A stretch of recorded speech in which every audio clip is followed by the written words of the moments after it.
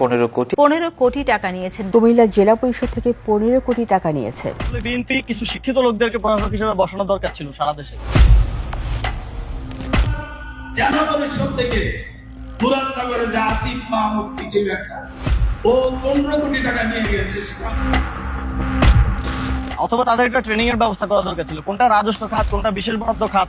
কুমিল্লা জেলা পরিষদে যে অর্থগুলো কুমিল্লার বিভিন্ন উপজেলায় খরচ হয়েছে এর 90% বেশি স্থানীয় সরকার মন্ত্রণালয় থেকে, আমি তো মন্ত্রণালয়ের দায়িত্ব ছিলাম, বিভাগ থেকে বিশেষ বরাদ্দ দেওয়া হয়েছে।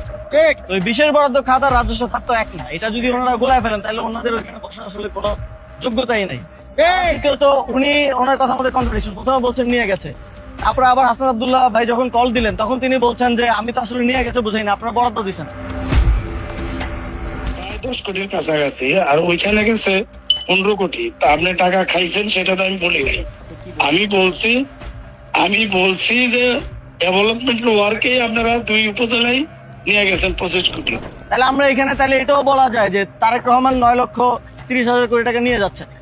এটা তো বাজেট নির্ধারণ করা হচ্ছে, এটাকে তো মানে এত মূর্খ লোকজনের সাথে আমাদের এসে এখন রাজনীতি করতে হবে, এটা খুবই দুঃখজনক আমাদের জন্য। এবং এই ধরনের জিনিস নিয়ে আমাদেরকে ব্যস্ত থাকতে হচ্ছে, এই ধরনের জিনিস নিয়ে বারবার জবাব দিতে হচ্ছে।